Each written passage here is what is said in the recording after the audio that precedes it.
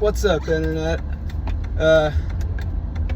Enlightened INFJ here. That's merely a joke. I'm not actually enlightened. I'm just, I'm trying to be, you know? But, I come here today to, bring you a video about the shadow. It's really not all that scary. It can be, though.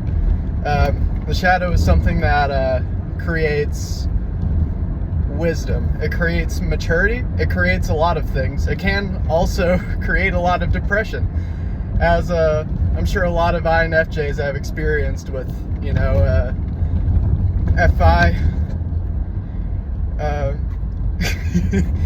Trying to experience FI is not usually very good for most INFJs. But today I just want to talk about different cognitive axes within the shadow. And you may be asking, well, what is the shadow? The shadow is basically just like your golden pair type, but it's within your mind. So like if your shadow was a person, you'd actually be compatible with them, which is kind of strange because for most people they don't really like their own shadow unless they're forced to like their shadow. Or that's how it worked for me anyways. But yeah, I just want to talk about the this is kind of just like an introduction video. I just want to talk about the different cognitive axes while I'm driving to school. So, what are the shadow functions? So you have 4 functions in your shadow. You have your nemesis function, your critic function, your trickster function, and your demon function. The nemesis function creates a lot of worry. It creates a lot of worry. Critic function, well, true to the name, it criticizes yourself and it criticizes others as well. It's also in orbit with your parent function, so it also works along with that too. Your trickster function has like no earthly idea what the fuck it's doing. It has no idea what it's doing. It has like no awareness whatsoever. We all try to use our trickster function, but we end up failing. And the demon function, probably one of the most dangerous functions that we have, is the one that generally people don't care much about. So it's very misunderstood function. But within the shadow, you have your cognitive axis. So the nemesis function and the demon function are an axis, and the critic and the trickster function are also an axis. Well, what does that mean? So the nemesis function and the demon function are inadvertently linked. So whatever the nemesis function and the demon function, or I guess whatever the nemesis function creates, it also affects the demon function, and vice versa. Whatever the demon function creates, it also affects the nemesis function. It also works the same way for the critic function and the trickster function. So what does axis between the nemesis function and the demon function look like? So let me use an example. Let's use ENFP as an example. So an ENFP's shadow is an INFJ. Hello. ENFP's shadow is an INFJ, so they have NI nemesis and SE demon. Now, SE demon is scary for a couple of reasons that I'm not going to touch on completely in this video. But SE demon happens as a result of NI nemesis. So NI nemesis is like really worried about its future. It's really worried about its future. So as a result of that, they don't really care how they affect others as long as they get a future that they favor. So that can be kind of dangerous. So if you try to screw over the future of an NI nemesis, there's a very good chance they're just gonna whiplash you and end up like screaming at you till they're blue in the face and just like, you're fucked! Shit like that.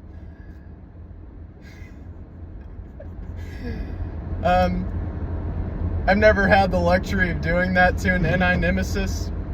I'm sure a lot of people have. They just end up blowing up on you if you end up doing it in the right way. It would honestly be really funny to watch if I'm being honest with you, because it makes them look like a fool. But let's use another example. Let's use an ESTP, for example. They have an ISTJ shadow, so they have SI nemesis and NE demon. So they're really worried about how they experience things. They're really worried about experiencing the wrong thing, and as a result of that, they end up wanting to screw over the futures of others because of that, to maintain having at least a decent experience from people. They end up screwing over people for giving them a bad experience, and it's like, well, what the fuck? What the fuck is happening here? They end up screwing over people, and it's very interesting to watch. So that's kind of what the nemesis function and the demon function does, and that happens within every type. I just used two as an example. So what does axis with the critic and the trickster function look like? So let me use an INTJ, for example. They have an ENTP shadow, so they have TI parent and FE trickster.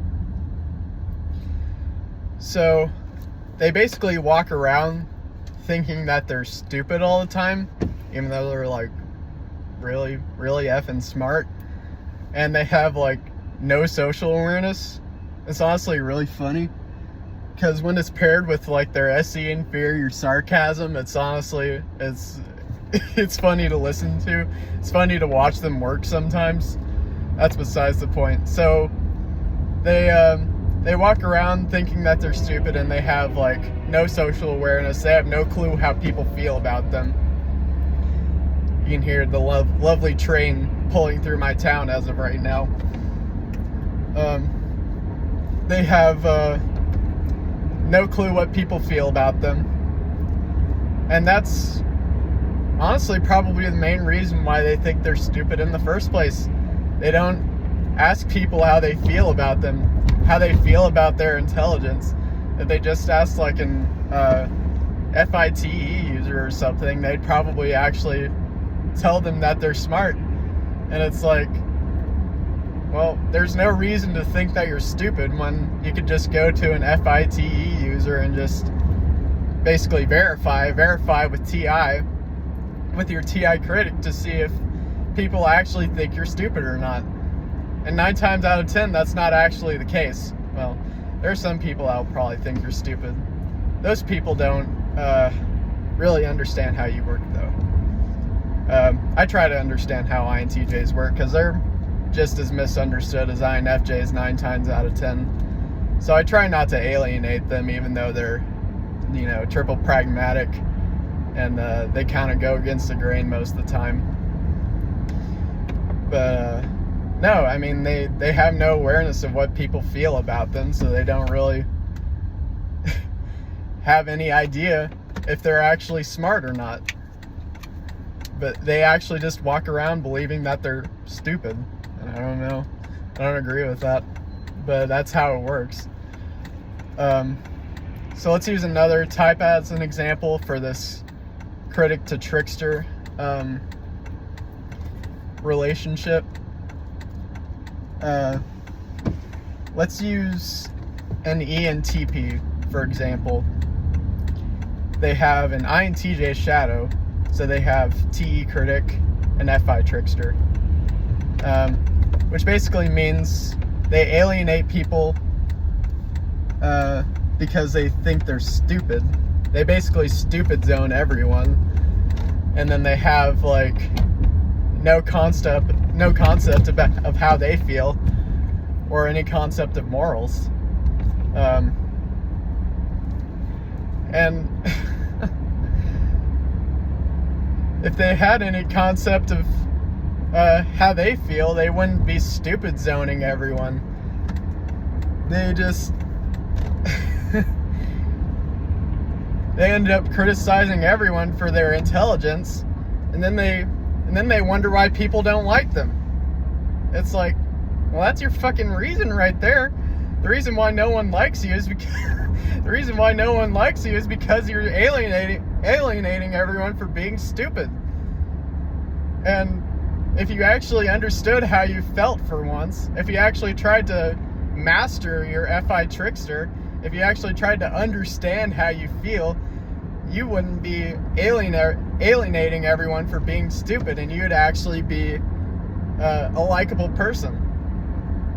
Not every ENTP cares about that, obviously, but there are some that do. And it's like, what the that's the reason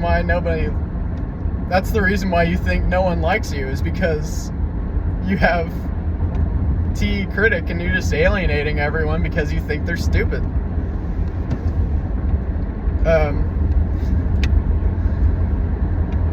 Let's use another type as an example of this axis. Let's use which type do we use? Let's use an INFJ. Why not? I got some extra time. I'm driving to school right now. So this critic to trickster relationship for INFJ, we have an ENFP shadow. We have FI critic and TE trickster. So we basically walk around believing that we're bad people, and we have no clue what people think about us.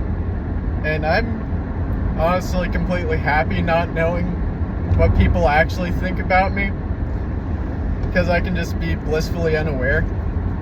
But yeah, a lot of high TI users would call me stupid for that reason. But I mean, maybe I am stupid for that reason. I don't think so. Fuck people and what they think. But no. But for young INFJs, FI critic and TE trickster basically just means that we walk around believing that we're bad people. And the reason that we think we're bad people is because we're not taking any stimulus of what people actually think about us. And it even works in the reverse too. Like, we think we're bad people and we just don't listen to others and their opinion of us because we just think they're going to say we're bad anyways. And it's like, well, doesn't that create hypocrisy? And that's another thing that the shadow creates. The shadow creates a lot of hypocrisy too. It creates hypocrisy. And the only way you're able to curb the hypocrisy is if you develop your shadow. It's like with the nemesis and the demon function, you know, for INFJs, we don't care about our personal experience, yet we assume everyone has it out for us. It's like, well, how does that make sense? If we think everyone has it out for us, but yet we don't actually care about our own experience, doesn't that create hypocrisy? So you actually have to try and develop some of your functions to curb this axis that it's creating, so that you don't come off like a hypocrite. And that's really hard to do for a lot of people. Obviously, nurtural wise, it's not as hard for people. If they're just if your nurture allows for more use of the shadow. It's not going to be as hard, but it still creates hypocrisy a lot of times. So the way you curb the nemesis and the demon function is developing either your inferior function or your demon function. Developing your inferior function is just kind of a short-term solution a lot of times, but it gets the job done a lot of times. But if you really want to curb your nemesis function, you have to develop your demon function. And that's probably one of the hardest challenges anyone can face. I'm trying to face it right now, and SI Demon is kicking my ass right now because of it. Also, in the same respect, to curb the critic function, you have to develop your trickster function. That's kind of what I've touched on a little bit. Alright, so this is just the introduction video. There may be more videos in the future about specific types, and we might actually talk about cognitive looping within the shadow as well, because cognitive looping within the shadow is a very real thing, and it's very dangerous too. So